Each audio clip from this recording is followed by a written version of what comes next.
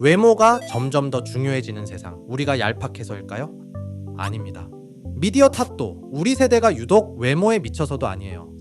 사실은 태어난 지 3개월밖에 안 된 아기도, 아직 말 한마디 못 배운 아기도 이미 잘생긴 얼굴을 더 오래 쳐다봅니다. 오늘은 그 증거들을 하나씩 보여드리고 왜 하필 문명이 이렇게까지 발전한 지금 외모가 오히려 더 큰 힘을 갖게 됐는지 그 진짜 이유까지 말씀드리겠습니다. 본론으로 들어가기 전에 구독과 좋아요, 알림 설정을 해주시면 뇌의 여러 사정을 더 빠르게 받아보실 수 있습니다. 우리는 보통 이렇게 생각합니다. 외모를 따지는 건 천박하고 사람은 결국 마음을 봐야 한다고요. 물론 맞는 말이에요. 대부분의 사람은 진심으로 그렇게 믿습니다. 그런데 문제는 우리 뇌가 그 다짐을 잘 안 지킨다는 거예요.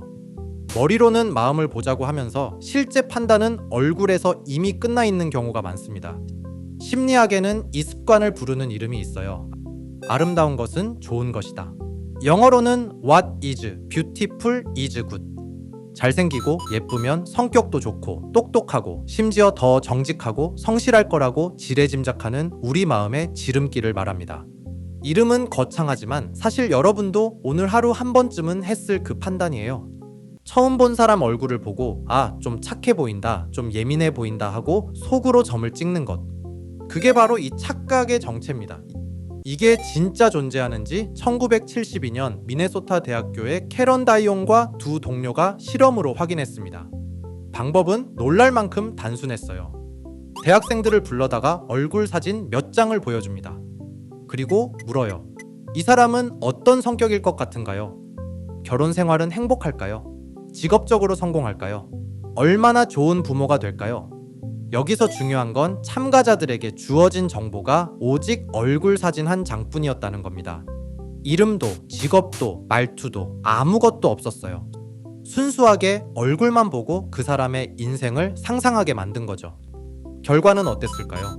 사람들은 잘생기고 예쁜 얼굴을 보고 성격이 더 따뜻하고 사회적으로 더 성공하고 결혼도 더 잘할 거라고 답했습니다. 얼굴 사진 한 장으로 그 사람의 인생 성적표를 통째로 매긴 셈이에요. 흥미로운 실험이죠. 그런데 여기서 이런 반박이 나올 수 있어요. 그거야 어른들이 살면서 편견에 물든 거 아니냐고요? 그 말이 맞는지 확인하려고 아주 특별한 참가자들을 실험실로 데려온 사람들이 있습니다. 바로 아기들이에요. 1980년대 텍사스 대학교의 주디스 랭글로이스 연구팀은 이렇게 생각했습니다. 만약 외모를 따지는 게 문화와 미디어에서 배운 거라면 아직 아무것도 못 배운 아기한테는 그런 편견이 없어야 하잖아요? 아기는 광고도, 드라마도, 잡지 표지도 본 적이 없으니까요. 그래서 연구팀은 먼저 어른들에게 여러 얼굴 사진의 매력도를 미리 매기게 했습니다. 그런 다음 생후 2개월에서 3개월 된 아기들 앞에 예쁘다고 평가된 얼굴과 그렇지 않은 얼굴을 나란히 놓고 보여줬어요. 아기는 말을 못하니까 대신 무엇을 봤을까요? 연구팀은 아기의 눈을 봤습니다. 아기가 각 사진을 몇 초나 쳐다보는지 그 시선이 머무는 시간을 정밀하게 쟀어요. 아기가 더 오래 쳐다보는 쪽이 아기가 더 끌리는 쪽이라는 거죠. 결과는 어땠을까요? 아기들은 어른들이 예쁘다고 평가한 얼굴을 눈에 띄게 더 오래 쳐다봤습니다. TV도 인스타그램도 광고판도 단 한 번 본 적 없는 세상에 나온 지 겨우 몇 주 된 아기가요. 더 놀라운 건 태어난 지 며칠밖에 안 된 신생아를 대상으로 한 후속 연구에서도 똑같은 패턴이 나타났다는 겁니다. 이건 도대체 뭘 뜻할까요? 외모를 알아보는 감각의 뿌리가 문화가 아니라 우리 몸에 이미 새겨져 있다는 뜻이에요.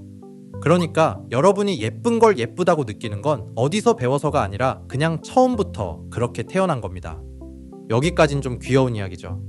그런데 이 타고난 감각이 우리 지갑에까지 손을 뻗기 시작하면 이야기가 갑자기 무거워집니다. 여기서부터가 진짜입니다. 얼굴이 성격 점수만 바꾸는 게 아니라 실제로 매달 통장에 찍히는 숫자까지 바꾼다면 어떨까요? 1994년 경제학자 데니얼 해머메시와 제프 비들이 이 질문에 정면으로 달려들었습니다. 두 사람은 미국과 캐나다에서 수천 명을 조사한 대규모 자료를 파고들었어요. 이 조사에는 독특한 항목이 하나 있었습니다. 설문조사원이 응답자를 직접 만나 소득과 직업을 물어보는 김에 그 사람의 외모를 평균 이하, 평균 이상 이렇게 세 등급으로 함께 기록해 둔 거예요. 그러니까 이 자료 안에는 한 사람의 월급과 얼굴 점수가 나란히 들어있었던 거죠. 두 경제학자는 물었습니다.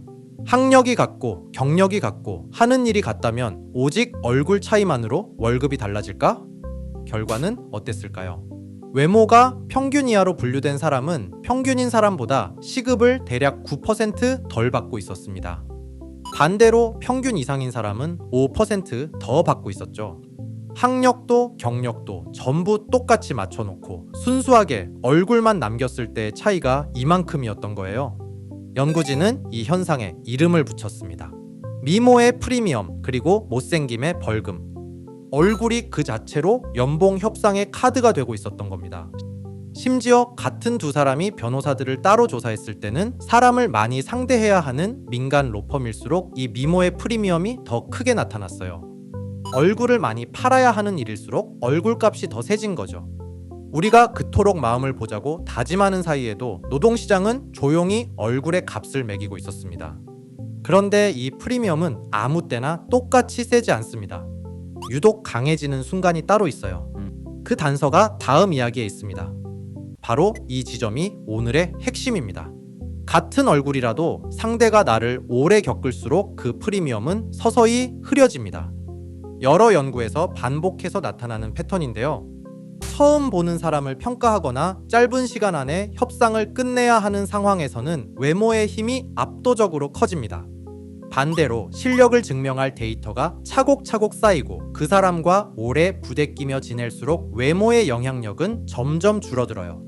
대표적인 예가 선거입니다. 핀란드 선거를 분석한 한 연구에서 정치 신인은 잘생기면 표를 확실히 더 얻었습니다. 유권자가 그 사람에 대해 아는 게 얼굴밖에 없으니까요.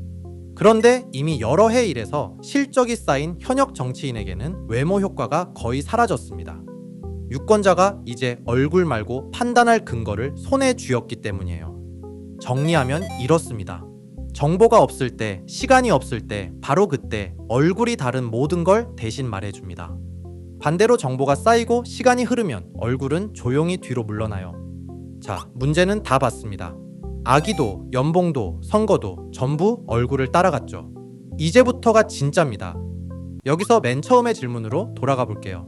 조금 이상하지 않나요? 인간이 문명을 발전시킨다는 건 타고난 생물학적 조건을 뛰어넘는다는 뜻이거든요. 아주 옛날에는 힘센 사람이 대접받았습니다. 사냥을 하고 싸움에서 이기려면 근육이 곧 능력이었으니까요. 그런데 지금은 어떤가요? 팔뚝 굵기로 연봉을 정하는 회사는 없습니다. 오히려 앉아서 머리 쓰는 일이 더 많은 돈을 벌죠. 이렇게 문명은 우리가 타고난 운명을 계속해서 뒤집어 왔습니다. 그런데 외모만큼은 정확히 정반대로 움직여요. 문명이 발전할수록 오히려 힘이 세지고 있습니다. 요즘은 얼굴 하나로 SNS에서 유명해져서 수십억을 버는 게 전혀 이상하지 않은 세상이잖아요. 왜 유독 외모만 문명의 흐름을 거스르고 갈수록 더 강해지는 걸까요? 저는 그 답이 우리가 사람을 겪는 방식이 통째로 바뀐 데 있다고 생각합니다. 조금 전에 봤죠. 외모의 힘은 정보가 없고 시간이 없을 때 가장 세진다고요. 그런데 지금 우리는 사람을 딱 그런 방식으로만 만나고 있습니다. 예전에는 한 동네에 살면서 같은 학교를 다니면서 한 사람을 몇 년씩 겪었어요. 그러면 얼굴은 첫날 하루면 익숙해지고 그 다음부터는 그 사람의 말과 행동이 쌓여갔죠. 그런데 지금은 어떤가요? 우리는 사람을 대부분 화면으로 만납니다. 마음에 안 들면 팔로우 한번 취소하면 끝이에요. 한 사람을 오래 지켜볼 일이 점점 사라지고 있어요. 정보가 쌓일 시간이 없으니 결국 남는 건 얼굴 하나뿐입니다. 그렇다면 어떻게 하면 좋을까요? 먼저 오해는 하지 말아주세요. 예쁜 걸 좋아하는 마음을 부끄러워하라는 게 아닙니다. 그건 아기 때부터 타고난 지극히 자연스러운 감각이에요. 없애야 할 것도 아니고 없앨 수도 없습니다. 진짜 문제는 그 감각 하나에다가 사람에 대한 판단을 통째로 맡겨버리는 거예요. 그래서 오늘 딱 3가지만 기억해주세요. 첫째, 판단을 3초만 미루세요. 아름다운 것은 좋은 것이다. 이 착각은 첫인상에 들어오는 바로 그 순간 자동으로 켜집니다. 그래서 누군가를 보고 좀 별로다 싶을 때 그게 진짜 그 사람에 대한 판단인지 아니면 그냥 얼굴에 대한 즉각적인 반응인지를 한번 되물어보는 겁니다. 다이온의 실험 속 대학생들이 얼굴 한 장만 보고 인생 전체를 채점했던 것처럼 우리도 매일 그 실험의 참가자로 살고 있으니까요. 딱 3초만 판단을 미뤄도 그 사람의 진짜 정보가 들어올 아주 작은 틈이 생깁니다. 그 틈이 생각보다 많은 걸 바꿔요. 둘째, 눈 말고 다른 감각도 함께 켜세요. 우리는 분명 시각 중심의 동물이지만 눈이 사람의 전부를 말해주지는 않아요. 목소리의 온도, 대화가 이어지는 결, 함께 있을 때 흐르는 편안함이나 불편함. 이런 건 아무리 잘 나온 사진 한 장으로도 절대 잡히지 않습니다. 앞에서 봤듯이 외모의 힘은 상대를 오래 겪을수록 흐려진다고 했죠. 그러니 어떤 사람에 대한 판단이 잘 서지 않을 땐 딱 한 번만 더 같이 시간을 보내보세요. 오래 겪는다는 건 결국 얼굴 말고 다른 정보에 나를 노출시킨다는 뜻이니까요. 한 번의 식사, 한 번의 긴 대화가 사진 100장보다 그 사람을 더 정확하게 보여줍니다. 셋째, 이번 주에 딱 한 사람은 화면 밖에서 만나세요. 우리가 요즘 사람을 판단하는 창문은 대부분 작은 화면입니다. 그것도 그 사람이 수십 장 중에 제일 잘 나온 걸로 고른 사진 한 장이죠.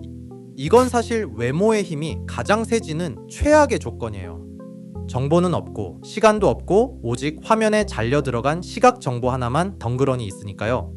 그러니 이번 주에 단 한 사람이라도 프로필 사진 대신 진짜 얼굴을 마주보고 만나보세요. 목소리를 직접 듣고 같이 밥을 먹고 별거 아닌 상황을 함께 겪으면서요. 바로 그 순간 여러분의 뇌는 얼굴 말고도 훨씬 더 많은 것들을 읽어내기 시작합니다. 잠들어 있던 감각들이 다시 깨어나는 거예요. 외모 지상주의는 우리가 얄팍하고 천박해서 생긴 게 아닙니다. 오히려 정반대예요. 우리가 원래 타고났던 여러 갈래의 감각들이 눌리고 그중 오직 시각 하나만 문명에 의해 지나치게 커져버린 상태입니다. 생각해보세요. 아기 때 우리는 예쁜 얼굴을 오래 쳐다보긴 했지만 동시에 엄마의 목소리로 품에 안겼을 때의 온도로 심장 소리로 사람을 알아봤어요. 우리 안에는 원래 그렇게 여러 갈래의 감각이 전부 살아 있었습니다. 지금은 그 감각들이 잠깐 잠들어 있을 뿐이에요. 그리고 한 번 잠든 감각은 언제든 다시 깨울 수 있습니다. 얼굴 너머를 보는 능력은 사라진 게 아니라 그저 잠시 쉬고 있는 거예요. 그러니 우리는 여전히 다른 선택을 내릴 수 있습니다. 네, 뇌에게도 사정이 있었습니다. 오늘도 끝까지 들어주셔서 고맙습니다.